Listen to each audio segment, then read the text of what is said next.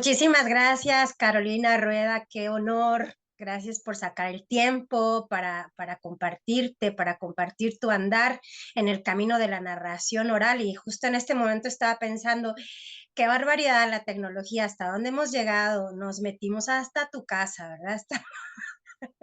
Estamos ya casi, y aquí qué es el baño, y aquí, o sea, me siento como una intrusa y ya me metí hasta tu casa. Bueno, ya nos metimos para todos y todos aquellos que te van a escuchar y a ver, ¿verdad? Sí, que tiene ahí la Caro, que tiene allá en el del librero. Muchísimas gracias, Caro, por favor, preséntate. ¿Quién es Carolina Rueda en el camino de la narración oral? Pues buenas, Selene, ¿cómo estás? Pues sí, bienvenidos a mi casa. Desordenadita ella, pero bueno, con mucha luz y por eso nos tocó poner a la vista todo lo invisible por la luz, hay mucha luz. Muchacha, pues, ¿qué te cuento? Yo llevo contando cuentos 35 años, desde muy jovencita, pues desde, no sé, desde los 12 o 13 años descubrí que lo que quería era trabajar en el escenario.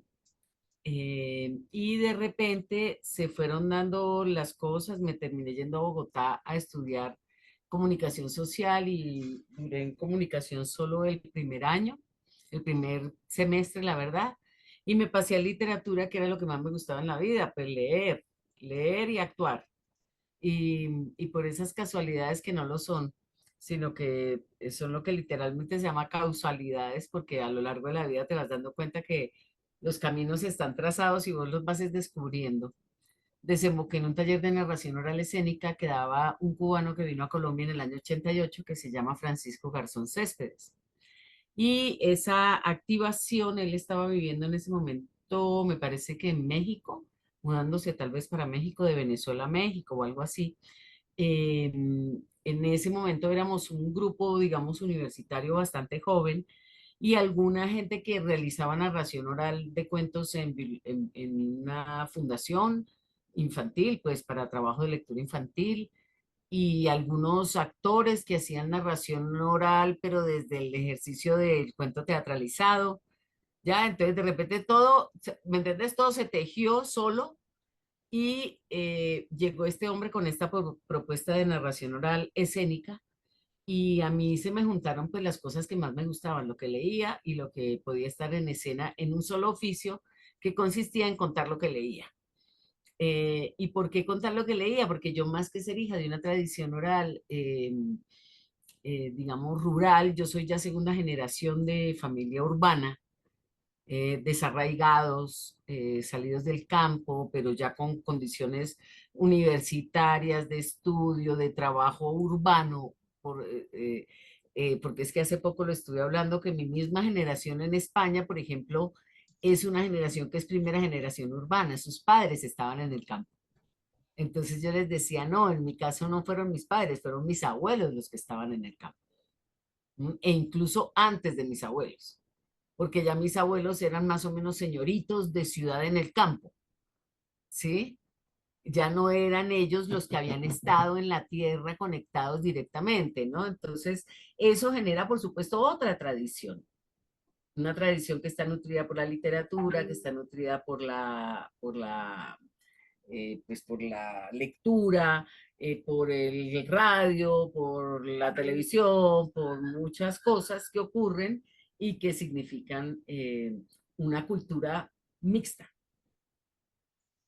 Claro. Entonces, claro, ahí lo que ocurrió fue eso, que yo terminé encontrando el espacio donde eh, yo podía juntar lo que leía y lo que hacía en el escenario en un solo ejercicio. Y entonces empezaste, descubriste esto, te metiste y no Sí, parabas. vos no sos jovencita, pero imagínate que había unos discos que eran los discos de acetato, ¿no? Vos Yo sí sabés. los conocí. Claro, los acetatos tenían una aguja que era la que leía el canal por el que sonaba la música, ¿no? Pero a veces el disco se rayaba. Sí, se Sí, rayaba sí, por sí, un sí. accidente o algo, ¿no? Entonces quedaba la aguja repitiéndose. A mí se me pegó la aguja. Se decía, se pegó la aguja. A mí se me pegó la aguja con la narración oral. Yo ya me quedé ahí instalada y pues en el ejercicio todo se me sintetizaba ahí claramente. Es que era como que yo lo veía tan claro y de repente, en perspectiva ahora adelante, todo el camino de aprendizaje que empezó estudiando literatura, o sea, haciendo comunicación social y diciendo después que yo no quería ser comunicadora social. ¿Y qué es lo que yo hago? Comunicación social. ¿Me entiendes? ¿De qué se trata el oficio de la narración? De comunicar. Si no comunicas, estás muerto.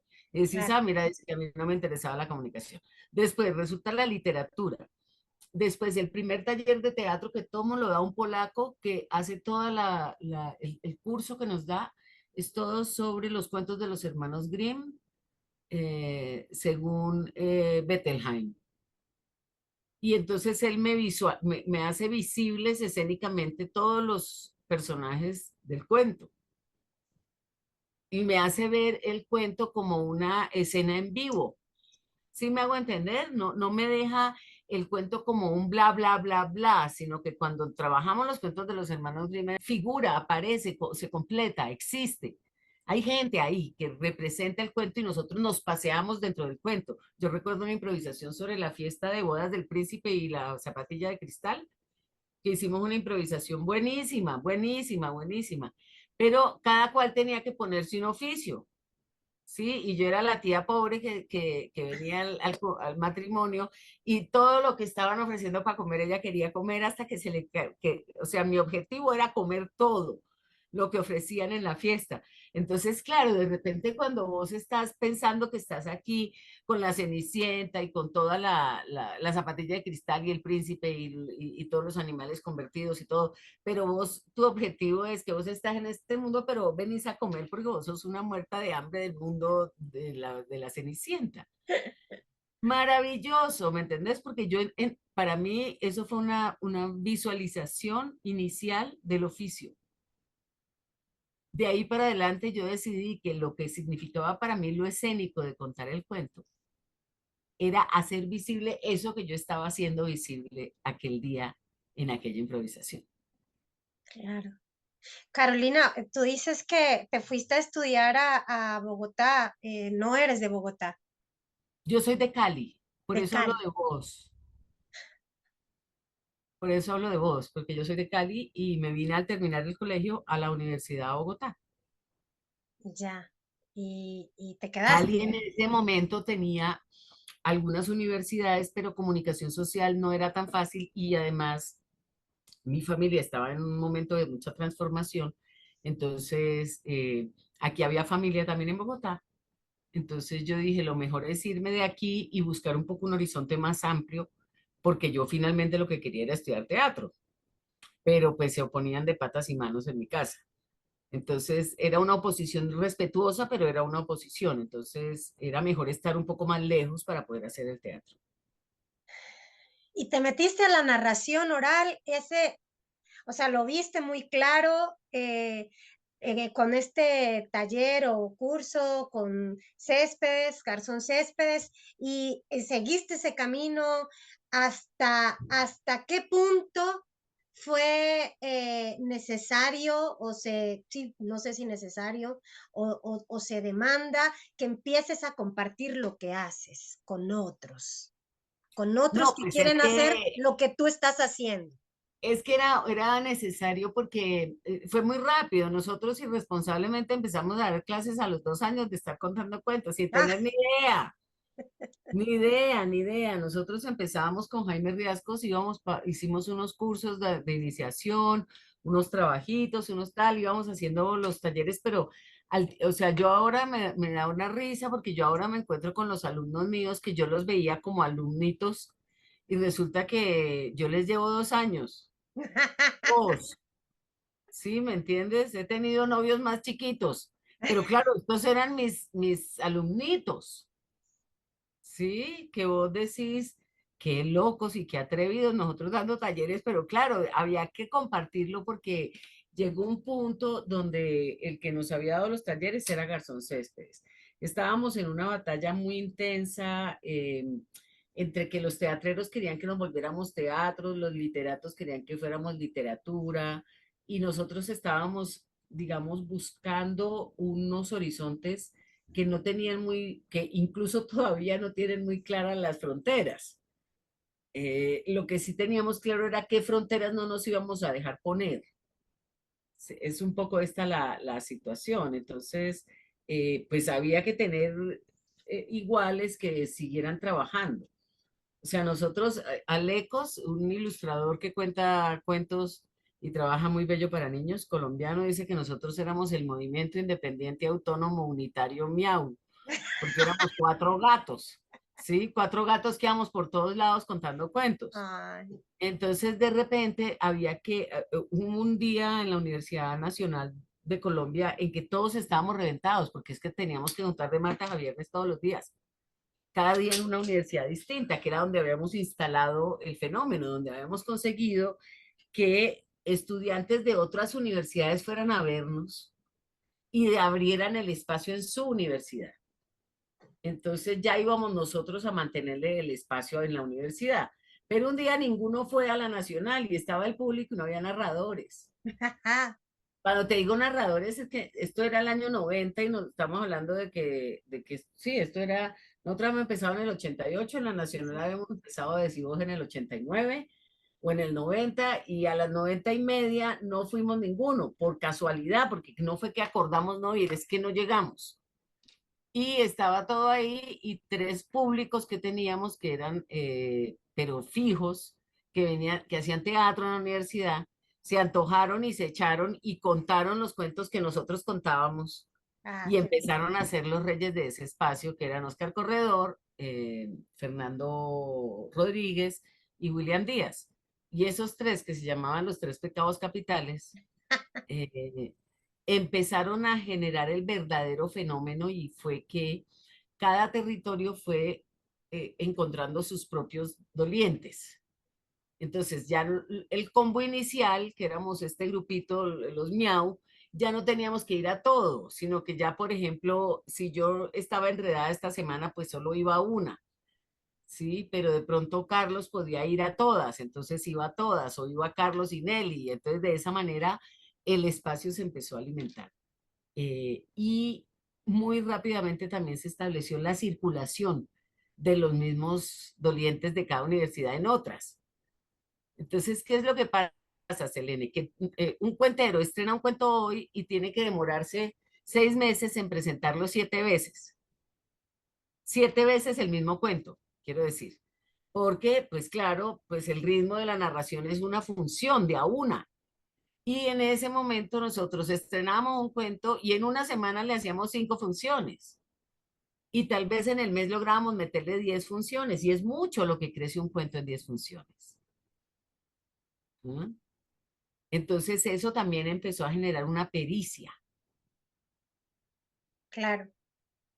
Fue emergente. Cuando toman este taller, porque bueno, no ha habido muy pocos que he entrevistado sí, de Latinoamérica, y son muy pocos los que no mencionan esta llegada de Garzón Céspedes. Y cuando toman este taller es contundente, les queda claro cuál es la disciplina y cuál es Es la que diferencia. Garzón tiene conceptualmente unas claridades, o sea, después con el paso de los años ya lo sabes y me imagino que los oyentes lo saben o lo podrán saber. Garzón ha tenido miles de discusiones con la gente, miles de problemas, miles de separaciones, miles de distancia, digamos, prácticamente se ha vuelto como el innombrable, ¿me entiendes? Hubo una época que nadie lo nombraba como si fuera Voldemort, ¿me entiendes? Pero no, o sea, Francisco tuvo, digamos, unos movimientos erráticos en algún momento, pero la claridad sobre el oficio que tiene Garzón no tiene confusión, porque claramente te sitúa en el ejercicio imaginativo, en el ejercicio oral, en la limpieza, digamos, del narrador, voz y cuerpo. ¿Ah? Que no quiere decir, después entonces se pone extremo y dice que vos que cantas no puedes cantar. No, un narrador tradicional sí sabe cantar, canta. Digamos, hay como ciertas condiciones de la facilidad del ejercicio, de la facilidad, digamos, de recursos que el ejercicio permite, que son donde, digamos, él se puso estrecho. ¿M? Pero la claridad de un espacio, territorio nuevo, territorio readaptado en la sociedad contemporánea para la narración, Garzón. ¿M? Y además una cosa que también fue pues como fundamental es en la narración oral para adultos. Claro, Dejemos de excluir a los adultos de la narración oral. Aquí en Colombia casi el problema es el contrario, que no se cuenta para niños. ¿Sí? sí, Cuando, sí, pucha, es un mercado maravilloso, además un mercado laboral, me estoy refiriendo a eso, es una escuela impresionante aprender a contar con niños. Te enseña un montón de recursos, un montón de ritmos y de cosas que de pronto con los adultos no experimentas tan rápidamente como con los niños, porque los niños eso es un Fórmula 1. Sí, el niño es Fórmula 1, donde vos te metés mal te matas ahí. Sí, tienen una boom, ¿no? Entonces tenés que tener una rapidez de recursos, una claridad. Y a esto no estoy refiriéndome al niño que no es capaz de oír cuentos largos, no, al niño que necesito que oiga un cuento largo, que es lo que quiere. Pero para yo poder contar un cuento largo, tengo que tener recursos, desarrollarlos, buscarlos, cagarla, volverlos a hacer, pues voy por aquí, ahora me meto por allá, ahora, y eso es una escuela impresionante para narrar. claro. Después parece que con los adultos no usas nada, usas todo lo que aprendiste con los niños. Sí, yo he tenido algunas oportunidades de estar en Colombia y he visto, bueno, mucha gente en el oficio usando la palabra para para comunicar la palabra y el escenario.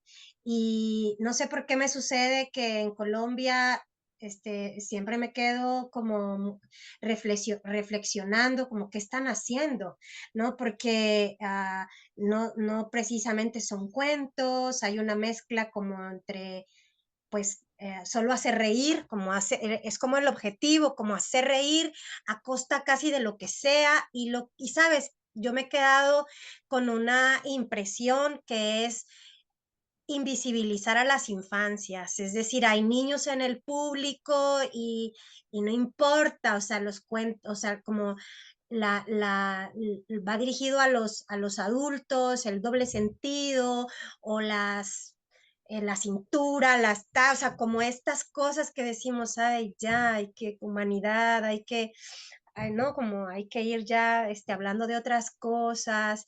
¿Qué pasa con tu oficio? No sé si pulcro, pero muy claro de la narración oral, con todos estos ríos que corren no sé si en todo Colombia, en lo que yo he podido ver, ¿verdad? Es que ahí el tema está en que el ejercicio colombiano es un ejercicio de jóvenes. Siempre ha sido un ejercicio de jóvenes. Los primeros jóvenes de este ejercicio contábamos historias. ¿M? Después ha habido variaciones con ese tema porque de todas maneras sigue siendo un ejercicio joven. Tú piensas en una persona, ¿tú cuántos años tienes? 35. No, 48. Bueno, imagínate una de 30. Acuérdate de ti a los 35. Sí, sí. Todavía hay un montón de cosas que no tienes muy claras y aquí, al ser un ejercicio juvenil, pues tiene las olas de lo bien y de lo mal. ¿M? Le salen barros al ejercicio. Y ha habido un par de generaciones que más interesadas que ser narradores de cuentos, están interesadas en ser youtubers o influencers. Yo agradezco mi suerte que fue salir y que afuera hubiera gente que me confirmaba que lo que yo caminaba existía. ¿M? Era posible. Primero por aquí, además, el medio teatral ninguneándote todo el tiempo, todo el mundo subvalorando el ejercicio de la oralidad, porque cuando ves un ejercicio de la oralidad lleno de cosas burdas y mal terminadas, pues consideras que eso es, todo el mundo es así. Pero yo siempre me defiendo de la misma manera. ¿Cuántas obras de teatro buenas has visto en la vida? Sí, entonces te dicen, no sé, 300 y yo, y malas, 3000. En la narración oral pasa lo mismo. Has visto cuatro malos narradores y calificas a la narración oral. ¿Cuántos buenos has visto? ¿Mm? Entonces, cuando me dicen, he visto cuatro malos, y yo les digo, he visto 3000 de vergüenza. Y de ahí entiendo de lo que vos hablas cuando pensás que eso es narración oral. ¿M? Pero cuando encontrás al narrador, decís, esto es lo que a mí me gusta. Entonces, claro, yo he pasado por todo tipo de afectos y de desafectos a nivel local y nacional, porque he sido muy terca con el hecho de contar historias. ¿M? Y he tenido también alumnos muy imbéciles que salen a decir esto que te acabo de decir. Yo quiero ser un influencer o yo quiero ser un youtuber y para contar cuentos no hay que tener cuentos. ¿M? O una atmósfera bastante enrarecida donde los maestros le enseñan a los jóvenes que los viejos los queremos pisar, no que somos gente para que ellos aprendan. ¿Me Ujú, entiendes? sí, Entonces, claro, cuando vos pensás esto, vos decís, ¿cómo así? Eso pasa en Colombia, no, eso pasa en cualquier crecimiento. claro, Sí, son años, gente joven la que está discutiendo, gente joven la que está produciendo, gente joven, vos acordate con la edad que tenés entonces de lo implacables que son los adolescentes. Sí, ellos cortan cabezas, van por delante cortando cabezas. Uno sí, con los años es que se vuelve un poquito más amistoso, porque la vida se lo enseña. Entonces, en este momento yo creo que el movimiento colombiano está entendiendo por fin que puede ser amistoso y que las pataletas juveniles son para otra cosa. Tienen que servir para esto que yo te acabo de contar, que es que podíamos contar el cuento 7 veces en la primera semana. sí, sí, Y eso hace que el cuento crezca. El año pasado hice un espectáculo y me asistía a una de las narradoras jóvenes, me hizo de asistente. Entonces me decía lo que le había dicho a sus amigos, decía, es que lo que ella hizo entre el primer y segundo ensayo, nosotros nos demoramos 2 años en hacerlo. ¿Mm? Porque eso es lo que te da la cancha, que rápidamente identificas problemas, rápidamente identificas soluciones y empezás a aplicar soluciones. Entonces, claro, el ejercicio de ensayos y de funciones, en mi caso, frente al caso de gente joven, es ese, que vos para llegar al punto en el que yo llego en 4 ensayos, vos llegás después de 4 meses de trabajo y eso. ¿Mm? claro, De eso se trata la experticia, digamos, el buscar. No quiere decir que uno no la cague, claro que la caga, pues te demoras lo que te demoras. Lo que pasa es que ahora tenés el radar más rápido para saber dónde es que la estás cagando, digamos, ¿no? sí, sí, Entonces, pues yo creo que el movimiento colombiano tiene sus cosas espantosas, decepcionantes, ¿m? Decepcionantes a nivel gubernamental, decepcionantes a nivel de los colegas del oficio. Decepciones, mejor dicho, la vida tiene todos los motivos de la decepción donde vos la busques, no solo en la narración. sí. Y pues uno tiene que aceptarlo y seguir, porque ¿qué más vas a hacer si esto es lo que te suena? Sí, sí, y hay, bueno, la suerte también es que hay público que está buscando, y bueno, la sensación que con la que yo me he quedado es que es un público que recibe perfectamente la risa, pero que también recibe bien una historia, ese es como, Claro. ¿verdad? De las cosas, sí, que a uno le reafirman también, ¿verdad? Que uno puede contar un chiste y ellos te van a aplaudir y que si les vas a contar una buena historia, igual es un público que está entrenado para recibir todo, risa y una Cierto. buena historia, y hay públicos, ¿verdad? Hay públicos pidiéndolo. Cuando tú empiezas esto tan pronto y tan pronto a compartir, eh, ya no, a los años ya no eres estudiante, digamos, sino ya tienes que vivir de esto. ¿Cómo es ese proceso de empezar a cobrar, ¿no? ¿Es el gobierno, las instituciones gubernamentales que lo sostienen o es el pueblo, ¿no? El que lo sostiene? ¿Cómo es? Pues mira, yo trabajé en una universidad organizando un festival, muy empezando pues, mi vida profesional, del año 96 al 2001, una universidad muy bonita que hay aquí que se llama la Universidad de los Andes. También es la universidad como de los pijos, pero es una universidad interesante, laica, como con muchas cosas bonitas. Y ahí hice un proceso muy bello con los narradores jóvenes. Em, pero llegó un punto donde me salieron varios viajes en un año. ¿M? Y de repente yo me lo planteé. Ahora, al paso de los años, digo, yo hubiera podido seguir en la universidad y hubiera estado bonito, porque además tendría una garantía económica más reposada, ¿no? Que la que vivo actualmente a mi edad. Eh, pero sí fue un momento donde yo dije, yo le quiero jugar al arte en serio. ¿M? Y empecé a ir a festivales, o sea, a que no la institución pública, no, el mercado, funciones, empresa privada, temporadas, fechas, festivales, y así empecé a hacer un mercado laboral y vivo de contar cuentos y todos sus anexos. Quiero decir, después volví a trabajar en otra universidad muchísimos años después, pero ahí no me dejaban trabajar. Había un ambiente laboral muy enrarecido, entonces yo dije, para trabajar mal, vuelvo a trabajar en lo que yo trabajo y vivo más contenta. Mm, Entonces, yo creo que ese punto de quiebre fue en el año 2001 y yo tomo esa decisión y mi mamá se muere en marzo del 2002 y se me mueve pues toda la tierra, pues imagínate, decidir esto, decidir ahora me quedo sin asidero laboral, voy a vivir de contar cuentos y en un momento se muere tu mamá mm, y quedas como en un desamparo y en una cosa que fue muy, muy intenso, esos años fueron vertiginosos para mí, eh, pero laboralmente muy prósperos. ¿M? Entonces ya empecé, bueno, a hacer el ejercicio de vivir, de contar.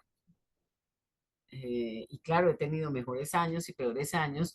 Después de la crisis del 2008, todos estamos un poco más pobres, sí, sí, pero bueno, pero vivo. ujú, ¿M? Y hay cosas que has decidido hacer, que fue esto, yo decidí dedicarme a este oficio. claro.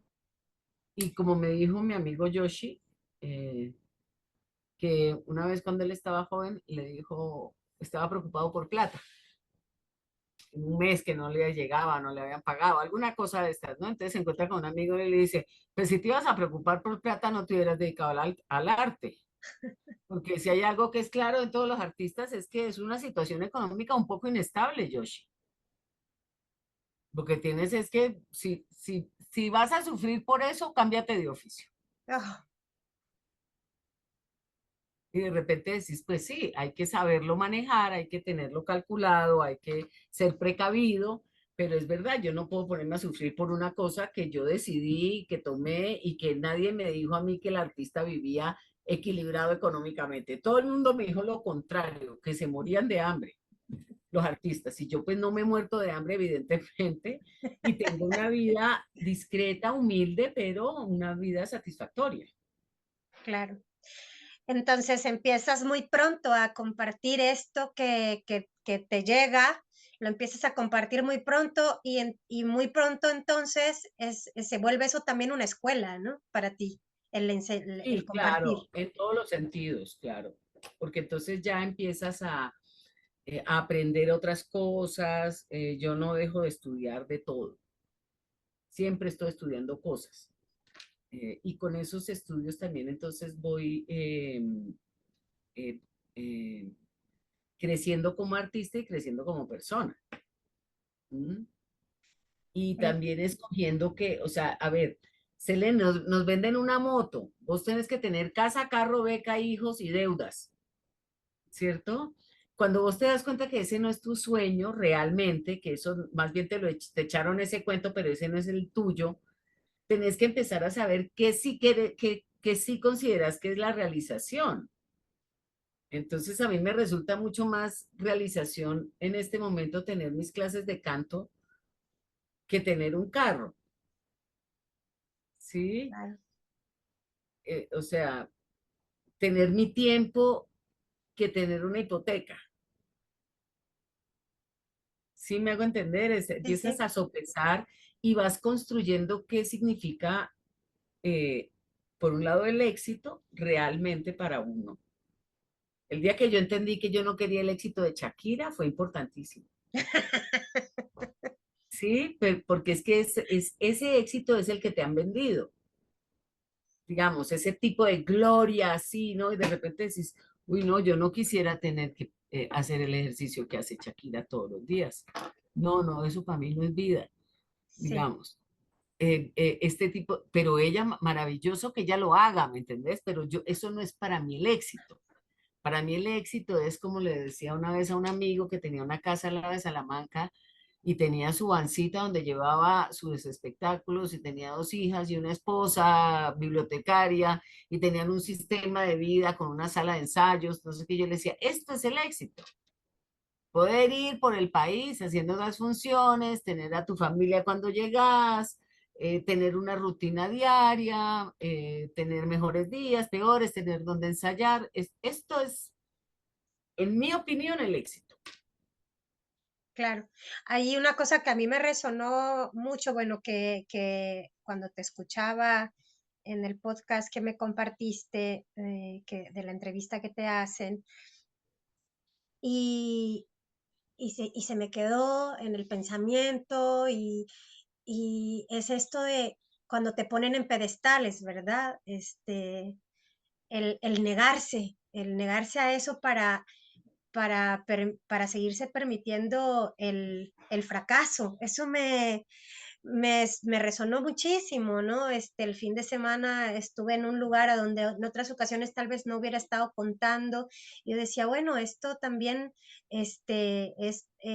permite como no creérsela, ¿verdad?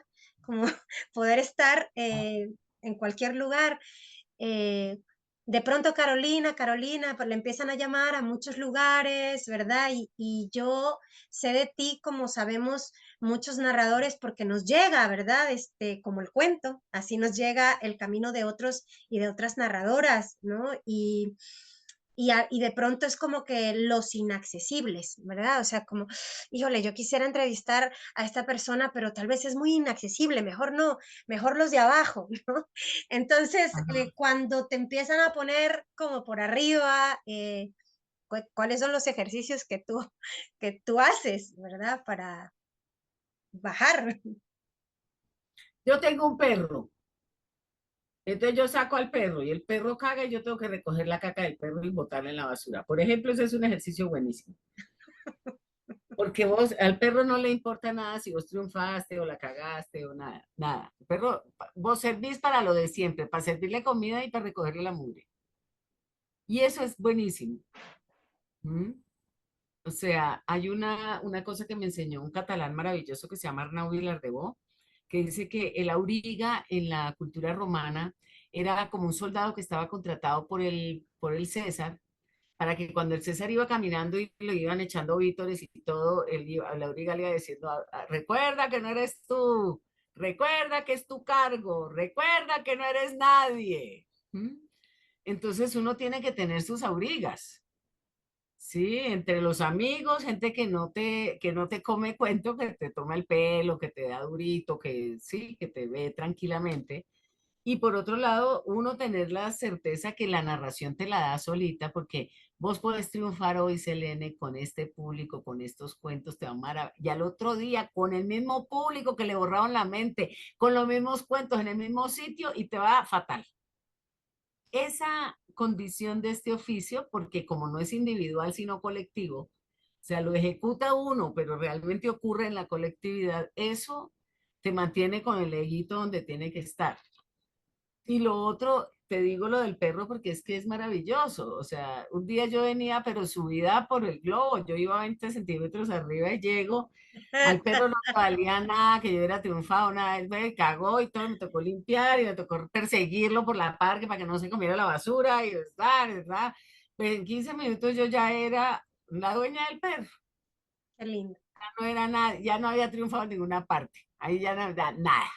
¿No? Y eso me parece que es como importante mantener la capacidad de asombro, o sea, una amiga me regañó por eso que vos me estás diciendo y tiene de alguna manera también la razón. Me dice, es verdad que tú no quieras estar en el pedestal, pero tampoco puedes negar tu historia. ¿Mm? Entonces, claro, yo no niego mi historia, yo, digamos, considero que soy una profesional significativa en este oficio. ¿Mm? que he hecho un camino que es Ujú. significativo no solo para mí, sino para mi entorno, para mis distintos entornos. Eh, Eso no lo niego, pero por otro lado, no me voy a instalar en el lugar de que ya lo logré, porque entonces no hubiera empezado las clases de canto. ¿Me entiendes? Porque es que de lo que se trata es de crecer en un ejercicio creativo y ese crecimiento tiene muchos caminos. ¿M? Pero estar insatisfecho es importante. Y cuando vos estás en el pedestal, tenés que estar satisfecho, porque mantenerse en ese piecito haciendo así, eso hay que estar uno muy satisfecho. Sí, sí, y esto que, bueno, no sé si lo dijiste, quedó resonando o yo deduje, ya no lo sé, Ay, ya que cuando estás en el pedestal, pues casi que no tienes permiso para equivocarte o para que el cuento se claro, caiga, algo así, ¿verdad? Entonces eso, digo, wow, qué importante, ¿no? claro, pues es que si no te dan permiso de buscar, si tu misión se vuelve dar respuestas. No, no, mi misión no es dar respuestas, mi misión es compartir dudas, inquietudes, búsquedas, alertas, pero es la misma misión que tiene alguien que está empezando, sencillamente que yo tengo el camino ya más recorrido. Y lo que hablábamos ahorita, pues claro, yo hago en 4 ensayos lo que un narrador nuevo hace en 15, pero que yo haga eso no quiere decir que yo no pueda tener. O sea, hace una semana tuve una función, no quedé nada contenta porque hubo un problema técnico que me dejó agotada para cuando ya salí a actuar. Ujú, Entonces, en un sentido, que cagada por eso, porque quedé cansada. Pero en otro sentido, es la primera vez que hago ese espectáculo cansada. Y estuvo bien, no fue de tirar cohetes, pero me di cuenta que podía hacer ese espectáculo ya con un nivel mínimo. ¿Sí? Con los mínimos logro hacerlo. Y decís, ah, mira, o sea que ya empieza de verdad a ser parte de mi repertorio real, de mi repertorio recurrible, digamos, recursivo. recursivo. Tú empiezas a contar cuentos y en qué momento sientes la necesidad o llega a ti la necesidad de el espectáculo de cuentos. O sea, ya no es un cuento por aquí, un Ah, cuento por ahí allá. mismo, eso empezó al tiempo, porque Garzón desde el principio hablaba de hacer espectáculos unipersonales. Okay. Entonces, di tú que nosotros empezamos en el 88 y en el 90 él pegó aquí en un festival iberoamericano de teatro, que fue el primer iberoamericano de teatro de Bogotá. El Iberoamericano de Teatro de Bogotá fue un festival importantísimo que se mantuvo vivo, vivo hasta el año 2008, que murió su directora original, que era una argentina. Ujú, Después, entre el 10 y el 14, estuvieron intentando mantenerlo, pero pues una serie de reyesuelos que no los, pues que no, ajá. Pero él viene en ese primer festival y por un tema de visado se queda y entonces hace los distintos talleres y aparece la distinta gente a la que le suena el timbre con la propuesta de Garzón. Garzón había venido en el 85 y no había pasado nada, pero viene en el 88 y pasa todo.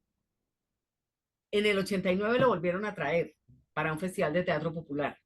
Y en el 90 repetía el Iberoamericano de Teatro, que era bienal. ujú. Y ahí se organiza una muestra preciosa, pero la muestra la organizamos los colombianos. O sea, Garzón estaba acostumbrado a que él entraba a los países y después él se quedaba organizando las muestras. Pero aquí fue una cosa de, no, maravilloso que usted, pero usted funciona como un invitado porque el tema de la tradición en Colombia es muy impactante. Ese Sí. primer año nosotros trajimos gente de todo el país, gente impresionante, porque aquí la tradición estaba viva, se sabía que estaba viva, ¿no? Eh, entonces, para ese iberoamericano, se tenía que presentar uno con un unipersonal. Ya. Entonces, ya de los cuentos que uno tenía, armaba un unipersonal y para mí, que venía del mundo de la literatura, yo había estado estudiando literatura, la idea del unipersonal estaba muy asociada a la idea del teatro, un espectáculo que tiene una idea común, un hilo conductor que amarra todos los cuentos y que no se rompe, no es lo mismo que una contada. una contada es lo que yo hago en un aire libre, en una biblioteca, en un día de chéveritud, y un espectáculo ya es una propuesta que tiene una manera de concebir el universo, un universo que se comparte. Tú piensas que el polaco, que es mi director de teatro, había llegado en el 88. O sea, a mí me empezaron los dos oficios serios en la escena, me empezaron al tiempo. Ujú, Yo ujú. estaba en un taller de teatro y mientras tanto todo lo que el señor me enseñaba yo lo aplicaba en la narración. Entonces ahí yo adquirí como una mirada sobre lo que era un espectáculo. ¿Mm? El que me dio las clases de los hermanos Grimm. Entonces ya ahí, pum, de una, era uno hace funciones, tiene cuentos, y en mi caso yo no empiezo a buscar los cuentos desde el espectáculo.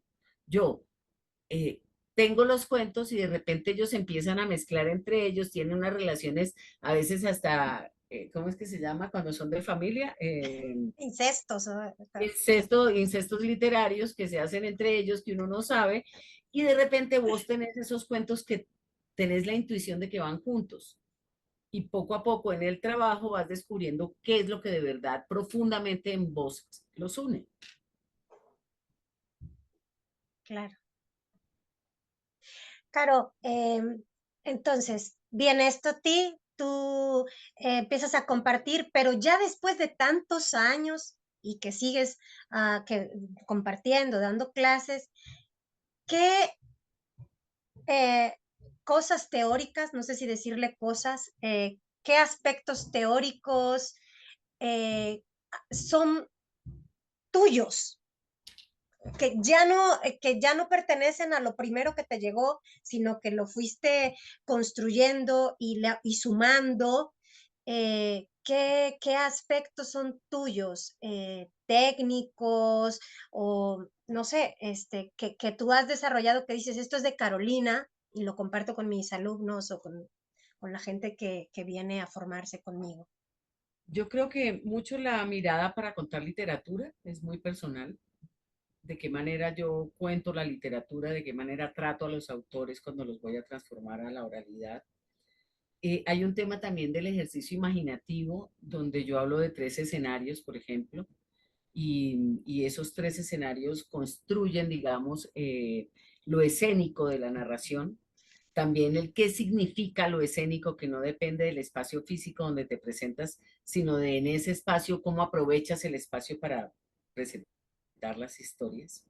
Creo que a nivel dramatúrgico tengo un montón de proceso muy personal y que le doy a los estudiantes, porque mi mirada es muy dramatúrgica. Sí, siempre estoy pensando en la construcción estructural de una idea, en el tejido de las cosas, en cómo se van tejiendo, cómo se van haciendo potentes esos lazos de unión.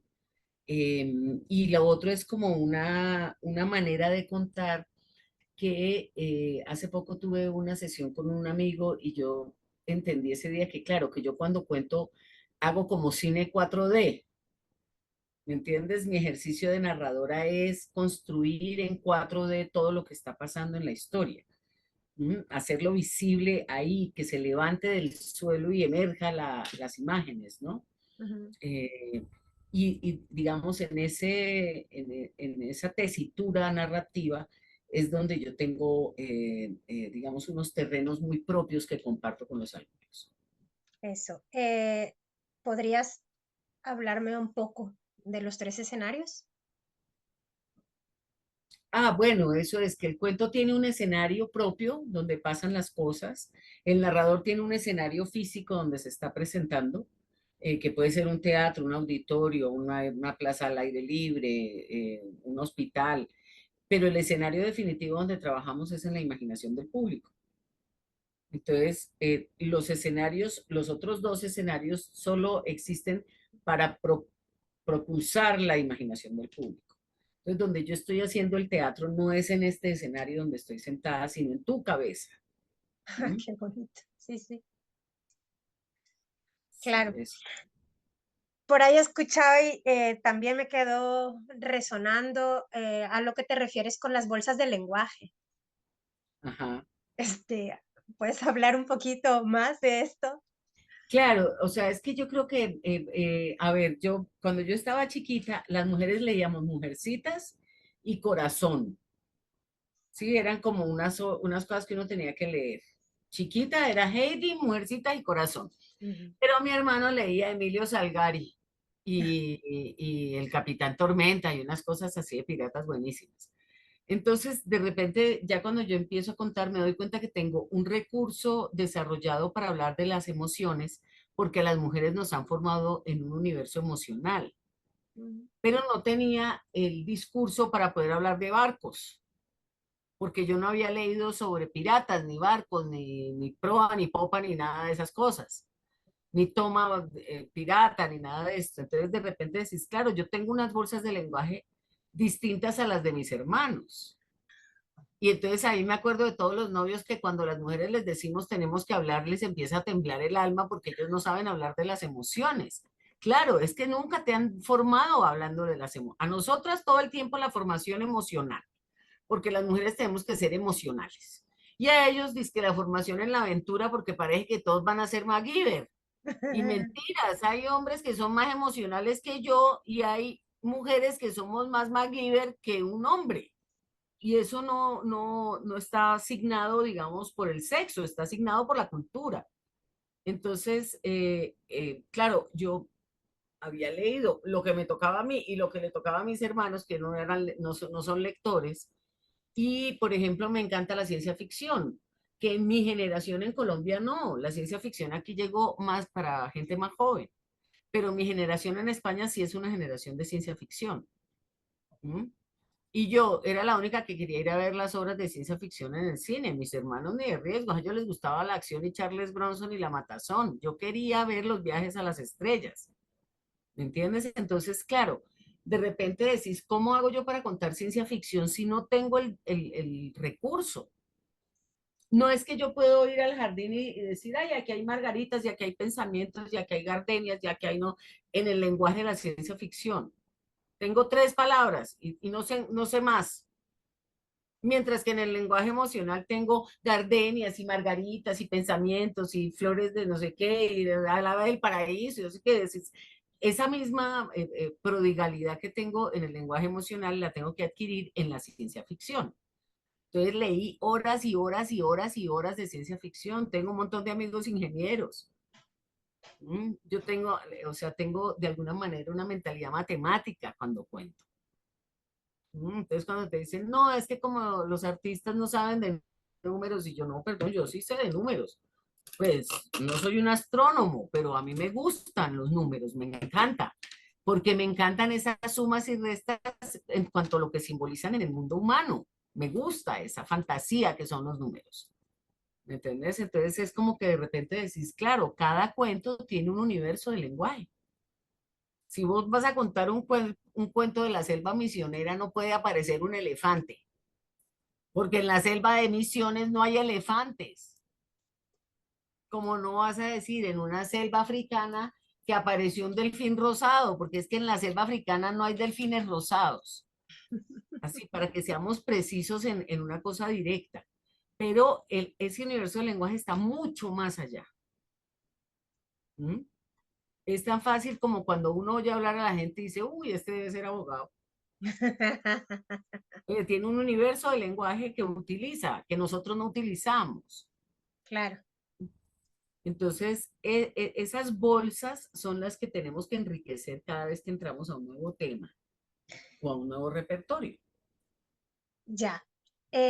Actualmente sostienes en tu repertorio algunos o alguno de tus primeros cuentos, de tus primeras historias. Todos. Ah, sí. Mm, sí, todos. Todos. Por ahí uno o dos que se han diluido porque nunca los volví a contar, pero que están por ahí en caso de necesidad rompo el vidrio, ¿no?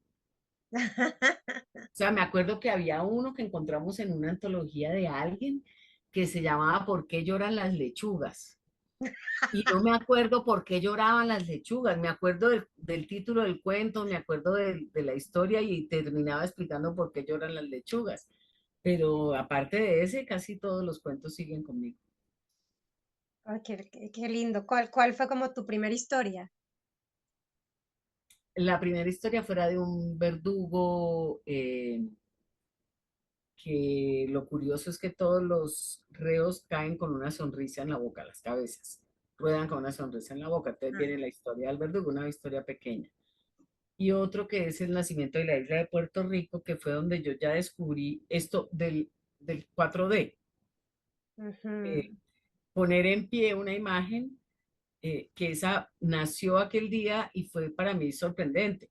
Nos divertimos el público y yo cuando todo empezó a aparecer. Hasta ese momento yo estaba muy tiesa, todavía muy respetuosa de la letra, no sé qué, y de repente en ese cuento me descualquierié, hice lo que me dio la gana y salió maravilloso, ¿sí? Porque era un cuento que lo necesitaba, que yo lo había leído al principio, he dicho, no, yo esto no lo puedo contar porque hay que cantar y bailar y bueno. Y finalmente un día me eché al agua y salió una, como que, como que te hubiera brotado una flor. Mm. Entonces vos te sentás y decís, ha brotado una flor, ¿qué es esto? ¿No? Y era todo lo que iba a ser mi vida de narradora. Y a la fecha son cuentos que cuentas. Sí, sí, sí. Qué maravilla. Pues, Caro, muchísimas gracias. Tenía mucha ilusión de encontrarme contigo, de oírte, de poder ver de cerca tu alma como narradora, como artista. He escuchado de tu camino y es uno de los caminos que me hacen suspirar. Así digo, ay, yo quisiera un día, ¿no? Te admiro mucho lo que dicen de ti, porque es como el cuento, ¿verdad? El cuento que se sostiene en el aire y que va de pueblo en pueblo y que se sostiene, que hasta el día de hoy se sostiene la Caperucita Roja y tu andar en la narración oral es como para mí como un cuento que se sostiene y me da muchísima felicidad haberme encontrado contigo y poder escucharte y que compartieras aquí tu testimonio y tu andar. Pues muchísimas gracias por la invitación y que te vaya muy bien en toda esta tu investigación. Gracias, Caro. Selene, muy bella, muchas gracias.